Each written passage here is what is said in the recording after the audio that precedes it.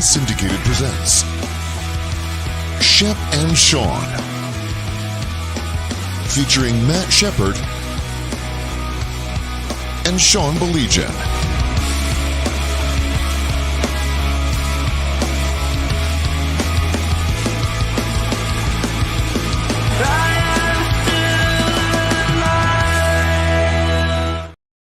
Right, so listen, I'm going to get this out of the way right now. He's Shep, I'm Sean. Hi. I didn't watch football last Sunday. I didn't. No, Shep, I think I told you that. Not yesterday, last week. I did not watch last week, the day after. I didn't watch. I was a big baby. I watched yesterday.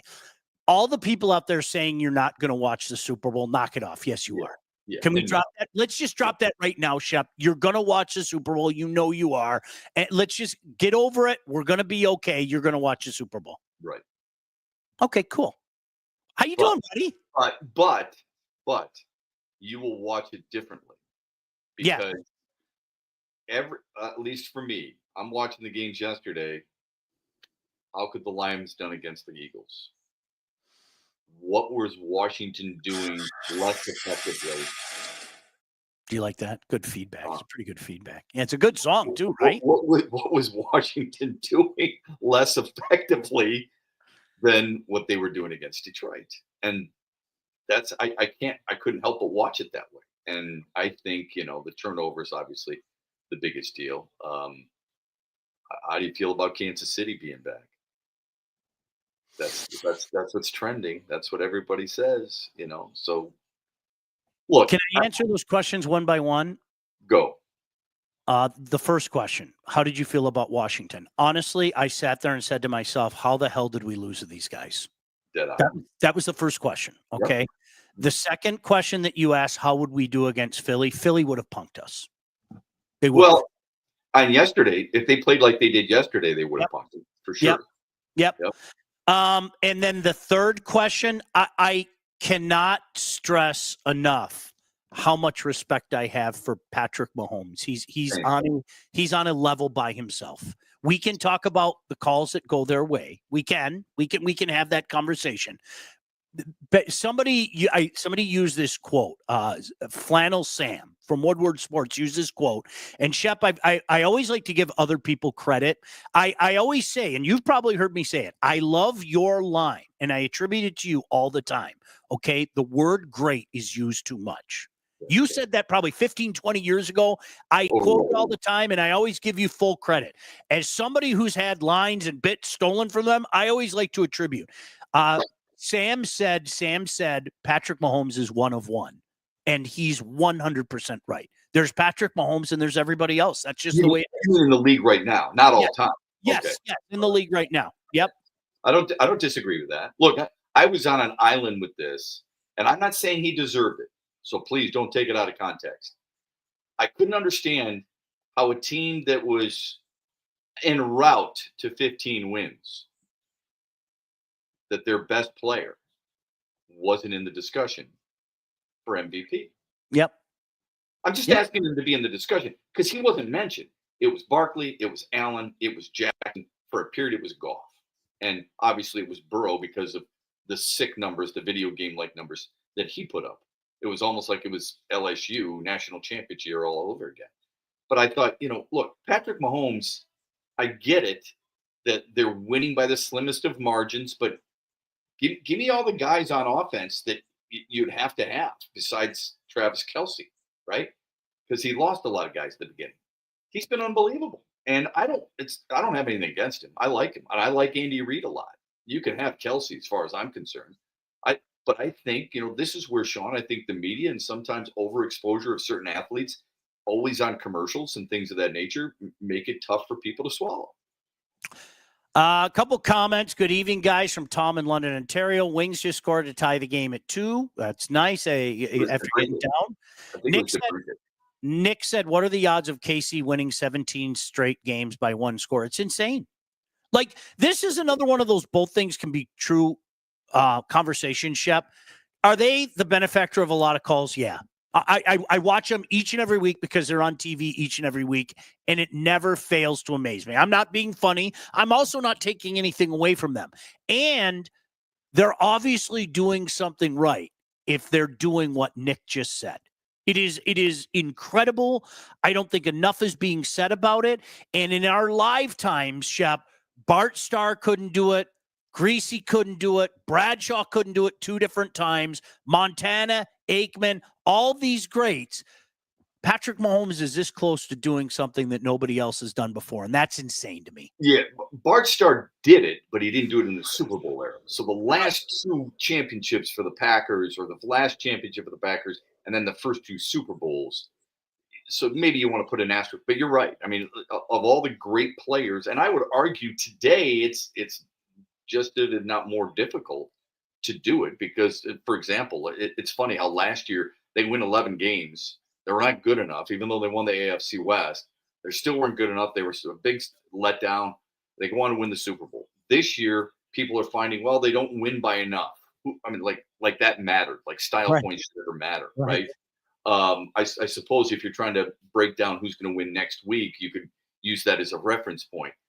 I'm amazed at the consistency, but the high level of consistency that they have, and that they're similar to the Lions, at least from this year. They don't make excuses. You know, hey, we lost this guy. We lost our best wide receiver, and you move on. You lost, Isaac Pacheco, you move on. You got to give them a ton of credit. You may not like them, and that's fine. But you and I haven't liked a lot of teams over our lifetime. You still got to tip the cat to them, don't you? I think so. Can I tell you somebody else I don't like? I don't like Tony Romo. I did at one point in time, but I don't like Tony Romo. Okay, I did it first because it was different, and then I got tired of it very quickly. But Shep, he brought up something late in the game, and I had to laugh because sometimes it's that stupid pirouette that Kelsey does. Everybody knows he's going to do it. We've watched Kelsey his whole career, catches a pass and then does that pirouette and ends up picking 15, 20 yards more. When Romo said that, I laughed out loud. Like, it's coming. You know for a fact it's coming, and yet the guy still does it every single game. It is insane to me, and it's like the Chiefs to me. That's a snapshot of the Chiefs. You know what they're going to do. You know they're going to hang around. They don't blow teams out too much anymore, but in the end, they're going to find a way to make a play on offense and, to a point that Austin just brought up, on defense as well. It is fascinating to me. It really is. Here's the other thing, what you're going to get out of Travis Kelce. Some type of douchebag move. Okay, so Patrick Mahomes runs for a touchdown. Kelsey's got to go in there and do the little gyration stuff and then flop after somebody actually goes face mask with him. He's a big reason, along with, I think, the national media. Like, I think most football fans right now, maybe not when it first started, Sean, but right now are going, like, I give a crap about seeing Taylor Swift in a private box. I don't care. People have had enough of the Travis Kelce, Taylor Swift, but more importantly, the Travis Kelce theatrics that make him look like, a frat boy D-bag. They're tired of it. Yeah. Austin said Casey gets calls and Mahomes has been embellishing lately, but no one talks about their defense, which in my opinion is supremely overrated over this run they've had. You've got to respect them. Yeah. Oh, I'm sorry. Underrated. Dude, Austin, they make plays when they have to. It's almost like the offense. It's like, hey guys, we got to make a play. The offense keeps making plays. We got to find a way to make a play. It's fascinating to me to watch this dynamic, Shep. There's something, and I've heard people say this is the Super Bowl nobody wants to watch. Are you nuts? I think this is going to be a huge Super Bowl ratings bonanza. I really do. Yeah, I don't know if it will be, but I want to watch it because it's 2 really good football teams. I mean, I have no problem with that situation. The other thing is, you mentioned the defense, or Austin brings up the defense. Steve Spagnuolo, what a job he's done. The Josh Allen 4th down, the look that he originally gave, he thought they were going, a certain defense, and then Spagnuolo springs it on him. I think he's the only assistant coach in history to have 4 Super Bowl rings. Is that right? I believe so. And he's got a legitimate shot at a 5th. So give him a ton of credit. Just because a guy, and he was a head coach for a period of time, just because a guy fails as a head coach doesn't mean he can't go back and be a really important coordinator. And we'll probably see that again coming up. I mean, look at some of the things that are going on right now with Cliff Kingsbury. Yep. He couldn't make it as a head coach, really. Look at how good he's been with Washington as a play caller. Let's see if it happens with Liam Cohen. A really good play caller in Tampa, which, I could go off on a different tangent. How come Baker Mayfield's not involved in the MVP talk, considering how good his numbers were this year? But Liam Cohen and now Jacksonville head coach. If he fails as Jacksonville's head coach, he's going to be a coordinator somewhere. Ben Johnson fails as a head coach, he'll be a coordinator again real soon, don't you think? Yeah, no question in my mind. That's the way it is. Very quickly before we get back to your comments, let me tell you about Legacy Partners. Did you know thousands of Metro Detroiters have already called Legacy Partners to get help with their home and auto insurance? Our friends at Legacy are one of Southeast Michigan's top independent insurance agents. They provide a full-service, one-stop solution for all of your insurance needs, personal and business, large and small. Legacy has helped our listeners by fixing mistakes other agents have made, asking the right questions to get the right coverage put in place to properly protect you, and help save you money at the same time. Chances are, and this is what happened to us, if you haven't checked your policies in the last year, you're probably paying too much and you could be underinsured. Enter Legacy Partners. What are you waiting for?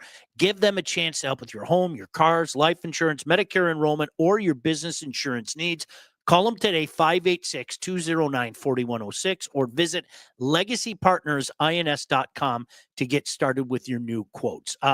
It's kind of funny. I don't know if people know this. There's another team playing in the Super Bowl, and I want to get your thoughts on that other team playing in the Super Bowl. But Tom said it will be something to see KC win 3 in a row as we've never had it in the Super Bowl era. Romo asking if Buffalo is going to go for it on 4th down with 2 minutes left. That was what they go for it on 6 times, right? Yeah, 6 times for it. Todd said, I'd like to bundle Ruski them all into retirement, but knowing the NFL, they'll be in the booth for the next 30 years. It's funny when you say the bundle Ruski thing. We have to ask ourselves, does Andy Reid retire? There was a lot of talk he was going to do it last year, if you remember. He's 66. There was a whole bunch of speculation a year ago he was going to retire. He just did what no other coach has done. Does he walk away from this, Shep? He's going to be 67 in a few months. Does he walk away from this? I don't know the man. It seems like he's still having fun, and I think he's one of those guys who just feels like he's a lifer. You and I have been around plenty of people like that where you say, just go off and retire. You've got enough money. You've accomplished all you could hope to accomplish in a professional career. Why not just retire? Because it's who they are. It's the fabric of their being. They can't help it. So I think he's kind of like that. I'm not saying he'll coach until he's 80. But they've said that about him for the last couple of years. I think he's still having fun, man. And when you've got a franchise quarterback, why would you leave when you got a chance to do something that not many coaches have ever done? He's going to coach in his 6th Super Bowl. He's tied with Don Shula. I'm not saying he's going to catch Bill Belichick, but he's tied with Don Shula for 2nd most all time. He's got a chance to keep climbing those ladders. I wouldn't be surprised if he came back. Nick said, I hope Philly wins on a controversial call. Tim up in lovely Hancock in the UP. Going into the game yesterday, the Chiefs were 6-5 with that head official. After the Texans game, they're 7-0 with that head official. Austin said, I agree with you. The game itself might be great, but people hate the fan bases and drama of these two. Everyone always wants an underdog or a darling, myself included. I think when the playoffs started, most people wanted to see Buffalo, Detroit that I've seen in forums, et cetera, et cetera. I understand that. I do. Yeah. But can we also take a step back and talk about that other team that's in the Super Bowl? Props to Nick Sirianni. Words that I never thought would come out of my mouth. I might add. Props to Nick Sirianni, Shep, because this is a guy that we watched his team melt down in real time. Literally last year. A year ago. I mean, just absolutely every week seemingly worse than the other week. And when the obligatory what's wrong with Philly question started, they all fell on Nick Sirianni's doorstep. And for him to get them back from the brink of absolute disaster to where they are right now, man, nothing but respect for you under those circumstances. 100%. Remember, they started 10-0. In case people forgot, last year they started 10-0, right? And that's when they started to fall apart. Howie Roseman, their GM, you got to give him a lot of credit because of the ability to swing trades to get A.J. Brown, get Saquon Barkley, do what he's been able to do. Mad props to them. I think I was watching this game yesterday. I'm thinking to myself, I think Philadelphia's offensive line is the best in football. And I've been saying that about the Lions' offensive line. I think it might be Phillies. I mean, that was the debate, right? Those two teams, they manhandled Washington, and Washington did the direct opposite to Detroit. So I'm going to give them the props in that regard too. Nobody wants to hear it. I think that's a very, very fair assessment, Shep. And I think that's one of the areas I don't want to do it, but I've probably done, Shep, no less than 228 mock drafts in the past week. I'm not going to lie. The mock draft simulator. I would say if you took the over 228, you'd probably win that bet. But you know what? I think another inside offensive line, interior offensive lineman is something. Obviously, edge, defensive line, yes. But let's face it, down the stretch, a couple of our key cogs didn't look like themselves. Now we have to figure out, is it age? Were there other things, et cetera, et cetera? But some guys that we weren't used to seeing being blown up were blown up down the stretch. And, I don't know what the thing is, but honestly, Shep, I think an interior offensive lineman is a need in this draft. I really do. Yeah, I was going to say tackle because of You Taylor could do that. Decker. You could do that. I like the fact that Kevin Zeitler wants to come back and that Brad Holmes says he'd like to bring him back. I like that Brad Holmes wants to bring Carlton Davis back. That's comforting. It's comforting me to know that Frank Ragnow says that he feels as healthy as he's ever felt. If that were the case, you would have 4 of the starting 5. I'm not sure about Graham Glasgow. I think line is where I would hope they would go, depending on their draft board, because I'm not a big believer in drafting for need. I think you draft for best player available. But if that best player is a lineman on either side of the ball, I hope that they stockpile quite a few of them. I don't care if they take one damn player from a secondary or on the offensive side of the ball, wide receiver or anything. I really don't care. You can pick up wide receivers. You can pick up third wide receivers anyway. Okay. I remember before the season began, Sean, maybe you and I were even talking, what are they going to do about their third wide receiver? And I was like, what are they going to do about number 2? What are they doing about their number 2 receiver? That's the first question. The third wide receiver you can find. All right. I'm hoping that this team is able to shore up a little bit more on both sides of in the trenches, and I think that'll make them even that much more potent. And that's, to me, Shep, that's the thing about this team. And I got to be honest with you, I'm actually surprised at how many people in the fan base are, Shep, they're still close, okay? And you still have Brad Holmes, and we talked about this last week. That doesn't mean that they can't use an upgrade here. I mean, look, like edge, absolutely. I want an edge. And where they're picking, I think there are potentially 3 different guys that would fit what they're looking for and really be a benefit to a guy like Aiden Hutchinson, who really took a big step this past year before the tragic injury and everything, Shep.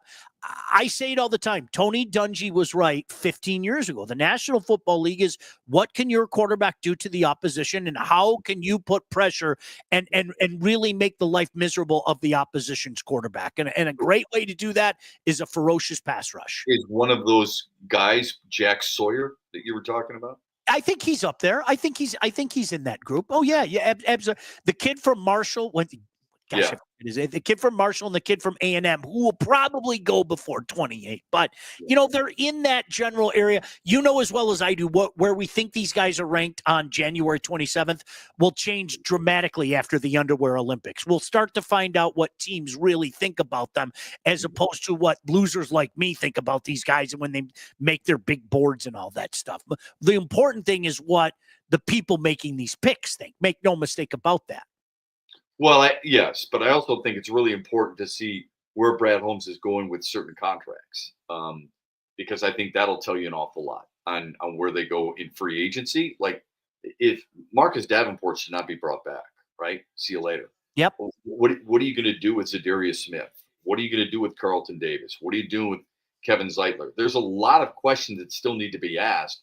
And as much as you like depth and as much as you like certain experience, how much you're willing to pay for that experience compared to those young guys? How many of those young guys can come in, fill that void right away, and then where are you going to go to kind of shift some of those guys around if Taylor Decker is not necessarily a left tackle? Let's say you just happen to draft one of the best offensive tackles in the league. Could a guy like Taylor Decker move inside? Could he move to left guard? I don't know the answer to that. Yep. Hank Fraley would know that a lot better than I would. It's not an easy transition. I hope people realize that's not necessarily, well, I'll play strong side and you play weak side, and then we can just switch as a defensive back. That's not how it works.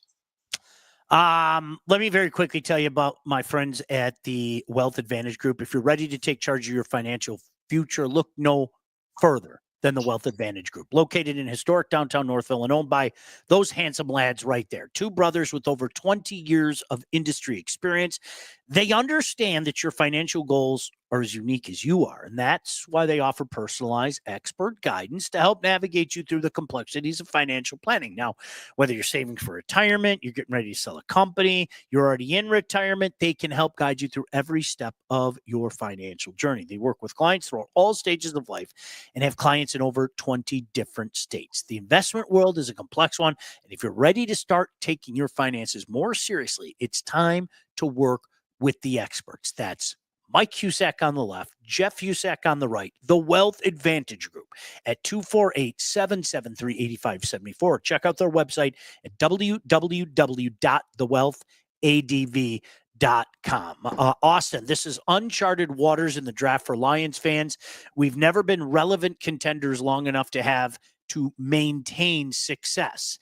And if you look at the other teams, the blueprint from and organizations, they quietly draft front seven or OL and reload the trenches. Shep, how do you argue with that? I know people like shiny things, but as far as I'm concerned, trench, that's the way it should be. They did that a little bit in the last draft, and you and I both agree you can't judge those drafts yet. Not yet. But first blush is it's not as strong as they've had in the past. Mm-hmm. So they have done that a little bit. Soderblom scored, so it's 3-2 wings. They've scored 3 in a row after trailing 2-0. But those are the things that you gotta look at, and obviously they're evaluating this all the time. I don't disagree with it. I've always been a guy who loves going out and drafting linemen. Like my favorite draft this year early on was the Steelers draft, because they draft Zach Frazier. They get Peyton Wilson, two tough dudes who are going to play every single freaking down for you. And both of them were outstanding in Pittsburgh this year. So I like front seven guys on defense. I like trenches first on offense. You can have all the sexy picks you want. I want to be able to protect the quarterback, man. So I'm with you 100% on that, baby. Tom added 3-2 wings. By the way, what are your thoughts on Elmer? I'm intrigued. Just off the top of your head, I don't know how much you've watched him. I'll go first. I think he's a guy. I like his height. I think there are advantages to his reach. There's no doubt about that. But I think in typical, I hate to say this, Red Wing fashion, I think there are a lot of people out there putting him on a pedestal that maybe he doesn't belong. I think he's a guy. What makes him exceptional is that reach. How's that? When you say he's just a guy, I think he's a piece. I don't think that there's. I don't think there's a high ceiling. He's not a top 6 forward. I don't think so. Right. I don't. Right. Do you think that Edmondson and Sider are top 4 pairings, top 2 pairings? Yes. So do I. And that's more important to me, quite honestly, than just about anything else. Yep. Although they do need scorers. I don't think that Sider will be the Norris Trophy winner that many envisioned him to be. I don't think he's that.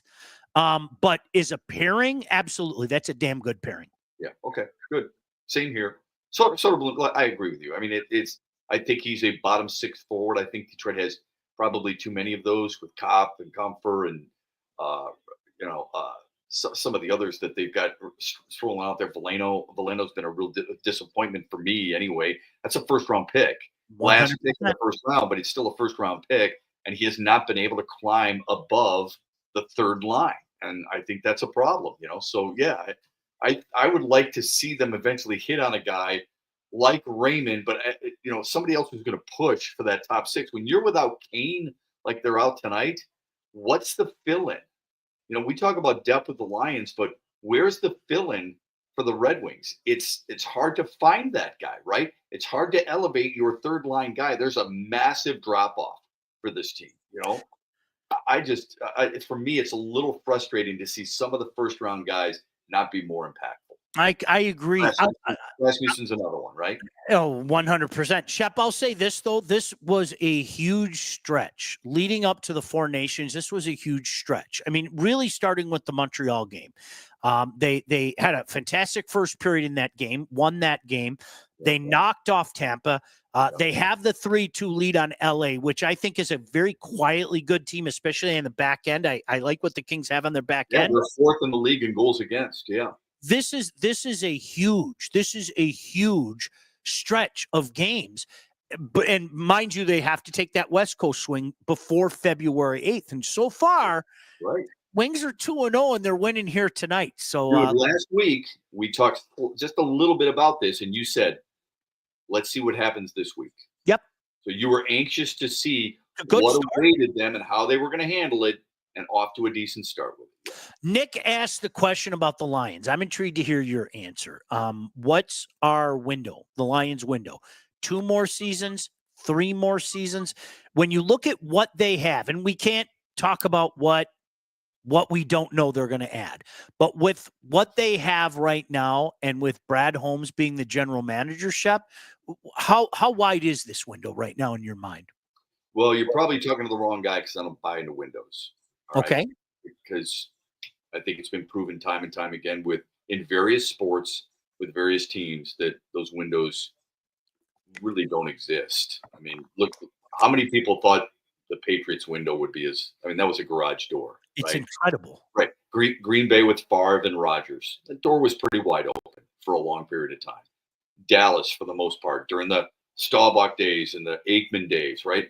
Pretty wide open. So I think we get caught up in little phrases in sports, and we think, well, this is the window of opportunity. If you believe in Brad Holmes and you believe in Dan Campbell and that they continue to coach up, draft, and nurture talent, then why should there be any closing of that window? Unless you believe that a guy like Jared Goff only has so many years left on the tires and they don't have their quarterback of the future yet, which is probably true. Otherwise, that backup quarterback of the future would have played in an emergency snap situation instead of the guy who just led a high school football team in Florida to a state championship. So I get that. So if that's what you're talking about, I would probably say 3 years, probably 3 years. And I say that with reverence with Penny. Penny Sewell's still young. Amon-Ra St. Brown's is young. Sam Laporta is still young. Jamison Williams is young. Gibbs is young. Frank Ragnow's in his 7th year. All right. Hutchinson is young. Terrion Arnold is young. The safeties are young. Campbell's young. This team is not an old football team. Are they going to be able to keep them all together? I don't know. But this is not an old. Aleem McNeil is not an old guy. These guys, their key core guys outside of quarterback, are very young. So I don't look at it as a window being short. They will have to make some type of move to bring in a signal caller to back up Jared Goff if he gets not if he gets hurt. Obviously they would, but they're going to have to find a solution to the backup quarterback spot. Period. Nick said to that point, I base it on Goff. And Shep, I'm sorry, I'll say this to my dying breath. I mean, look, it is imperative to protect every quarterback in the National Football League. There isn't one quarterback out there that says, yeah, I really like pressure. I'm a big fan of guys pressuring me when I go back in the pocket. Okay, but I also think, Shep, that there are some guys that handle pressure better than other quarterbacks. Mm-hmm. And I don't include Jared Goff in that group. I just don't. I've seen him. If you look back to his time with the Rams, okay, when a lot of people, yours truly included, I've admitted this, I thought the guy was done. I openly admit it. It also happened to coincided where they had incredible upheaval with that offensive line. Okay. And there are some quarterbacks that can, again, not love it, but maybe perform a little bit better. When that guy is pressured, I don't think he's as good as other guys. When you give him time, he's a freaking surgeon. If he hasn't proven that to you the last couple of years, you're never going to have it proven to you. I mean, all you have to do is watch the games. Another reason why they got to address the line. So therein lies part of it. I thought Jaden Daniels, and I looked at his numbers going into the Lions game. He had the third best QBR against pressure. Detroit couldn't pressure him. They tried to, but they didn't pressure him enough. Philly pressured him. And I think he went 3 for 11 under Philly pressure and was sacked twice. So to your point, no quarterback really likes pressure. You got to get rid of it quickly, especially if you have a bad offensive line. Detroit's got a really good offensive line. It could be a little bit better. My hope is, and this is not a knock on Dan Skipper or anybody else, okay? But my hope is that they fortify that a little bit, knowing exactly what you just said about Jared Goff. So Shep, I'm sorry I giggled for a second because Austin said, fear not, ASP and the 6'7", 16-year-old outfielder the Tigers found in the middle of the Caribbean will bring us back to the promised land. How many times? Oh my God. I refuse. I'm not going there, Shep. I'm not excited about some draft of a 16-year-old and you're paying him $3 million more than you've ever paid anybody else because Roberto Campos still hasn't made the major league. I'm so tired of that crap. You know what I mean? It's just to me, it's beyond belief. I don't even want to get on the Tigers rant for crying out loud. You know, the door's back open for Houston with Bregman. Boston looks like they're closing in. Toronto's still interested. Meanwhile, Detroit has spent $15 million on Alex Cobb and $15 million on Gleyber Torres. Way to go. That's great stuff. But maybe Jack Flaherty can come back. That's good. Yeah, it's cute. Daz Cameron's got center field. Don't worry about that. That's another one of those prospects that Austin was on the making. Let's show another highlight of his dad climbing the wall and making a catch. Wish we had Mike Cameron. Yeah. Holy crap, man. Austin brings up something I know near and dear to your heart, of course, as the longtime voice of Michigan basketball. Dylan Diegler was really good at Ohio State. Go ahead. Sorry. All right. Hey, when it comes time to get yourself a house, whether you're buying or selling, you need the right agent. The agent that I recommend, Lindsay Broadwell. Your house is probably the biggest. There she is. You'll ever make, and that's why you need a pro. Lindsay grew up on the mean streets in Northville, and she's expanded her team all over Southeast Michigan. She's an expert in all facets of the business, and when it's time to move, Lindsay and her team will make sure you get the most out of your house and everything goes smoothly when finding your new home. Buyer, seller, first-time buyer, doesn't matter. You make sure you contact the right agent. Who's that right agent? That young lady right there, Lindsay at BroadwellHomes.com. She'll help you with everything from start to close. Licensed realtor at Real Broker LLC. Start your search today at BroadwellHomes.com. Austin brings up a good point. Both local college basketball teams could make the Elite Eight. Both are having good seasons. And one's having I would say it's better than a good season. I mean, I know Tom Izzo's never satisfied. Not many coaches ever are. He doesn't want to pump his team's tires too much. But I'll tell you this. When Tom Izzo says, I think we're pretty good, that tells you he thinks they're a lot better than pretty good. Okay? You win 12 in a row. You're undefeated in the Big Ten. You're 4-0 on the road in the Big Ten. You're 17-2 overall. You could easily be 18-1. You're on a roll. You're divvying things up. You push the pace. You rebound. You defend. That's a really good basketball team. Michigan got the crap kicked out of them at Purdue, and it's not like this is the Zach Edey-led Purdue team, although they were ranked 11th in the country for what that's worth. But they were absolutely blown out of the gym from the very get-go. And they struggled with Penn State tonight, beating them by 4 at home. Not a very good Penn State team. So I'm going to pump the brakes just a moment on Michigan on whether or not they could be an Elite Eight team. Doesn't mean I don't think they can make the NCAA. They definitely will. But Elite Eight, be careful there. You know what? I will say this though, and I'll be intrigued to see if you agree. I think Dusty May's ahead of the curve right now. I didn't expect this at all. I think he's a really good coach. I thought it was a great hire. Look, I said this when both Michigan and Michigan State made key hires. I thought Jonathan Smith was a really good hire for Michigan State football, and I thought Dusty May was a really good hire for Michigan basketball. And I'm going to stick to that because I think both of them have done what I thought they would do so far in their first seasons.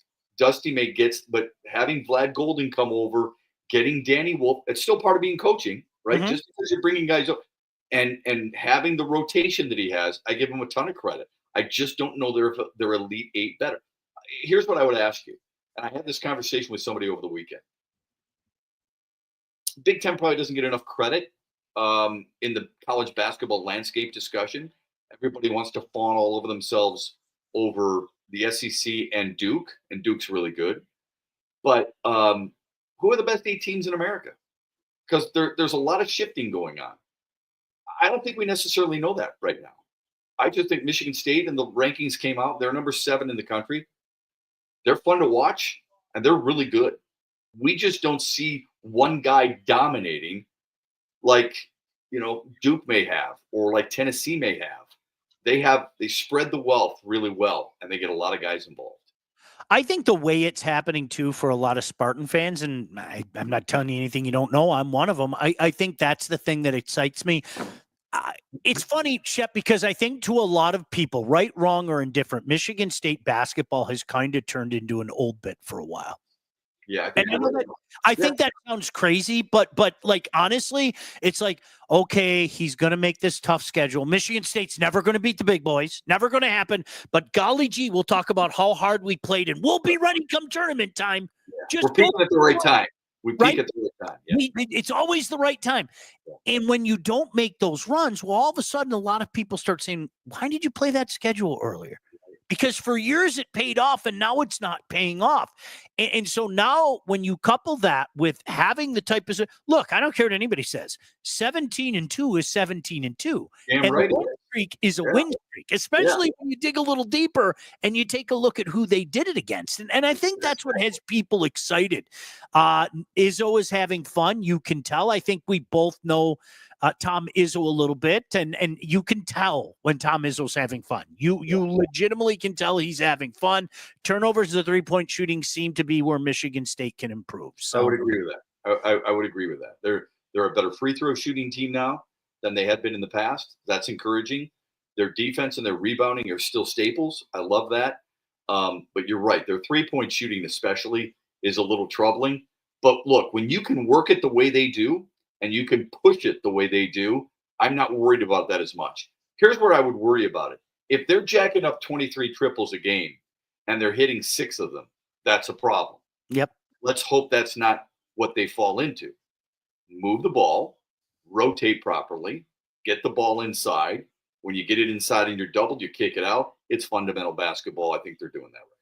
All right, Shep, one more thing before we get out of here. All About Catering LLC is a full-service caterer. Graduations, weddings, bridal showers, corporate events, anything you need catering for, from 25 to 4,000 people. Rick and his staff at All About Catering will take care of you. They've done it for me. Sometimes I can't cook. Sometimes I have to shake hands and kiss babies.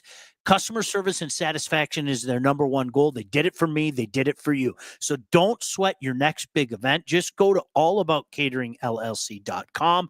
Check out their menus and all their 5-star reviews. Give them a call, 586-731-1398 to get your event started. So right. On Thursday, they're going to announce the NBA All-Star reserves. Oh, do you think Cade Cunningham will be named? Shep, absolutely. Do you know what it is? Honestly, it's funny. Like, I mean, being sarcastic. Okay, so wow, Sean being sarcastic. I think that Cade Cunningham is maybe getting more love outside of Detroit than he is in Detroit. It's funny hearing some of his opponents in particular talk about the growth that they've seen with this guy. I'd be shocked if he wasn't. Shep, honestly. I'd be stunned. Yeah. I look. Tonight, he started poorly. He was 3 for his first 12. It was bad. I mean, he was forcing things up, too. But overall, he has been a very steady performer. I worry, somebody just had written about the MSU turnovers. I worry about his turnovers a little bit. Like, he had close to a triple-double the other night, but he had 10 turnovers. And it was like, wow. He had half of Detroit's turnovers the other night, even though they won. That's a little bit of an issue for me. And people will tell me, well, he handles the basketball a lot. I don't care. I mean, Isaiah Thomas had the ball in his hands all the time. He wasn't coughing it up 10 times in a game, exactly. When he was playing at his peak. So that's the one area. But I think he's a phenomenal player. I think he's an all-star for sure, and not just because Shaquille O'Neal says so. I think he's a I think he's been a lot of fun to watch, and you can see how his game has grown. Shows you how good of coaching. Coaching can matter, folks. J.D. Bickerstaff has made a difference with this team in his coaching. Todd McClellan has made a difference in his coaching with the Red Wings. Dan Campbell made a difference in coaching the Lions. 100%. So I'm not saying they're totally responsible for the wins, but I'll be damned if I'm not going to give them credit for a lot of the reason that a lot of these young players are getting better. No doubt. It was great to see Ozzy over your shoulder, by the way. Tell Ozzy I said hello. Good cat, right? You tell him yourself next time. I'm talking to return my text. I'm talking to Shep, and I'm going to say hi right now. And by the way, son of a bitch, you owe Shep a text. How's that? That's right. Thank you. Thank you. Maybe he'll listen to you. Hey, always a pleasure, bud. We'll check you out soon. Great to see you, man. Don't get Sean going on turnovers again. Don't get me going on turnovers. I don't want anything to do with them. Todd, thank you as well. Thank you guys for watching. We'll see you. God bless you. Bye-bye. Keep up alive. Shep and Sean, featuring Matt Shepard and Sean Baligian. Executive produced by Sean Baligian and Todd Losey. Theme song, incidental music, and related sound effects are from Still Alive by Anti-Ghost.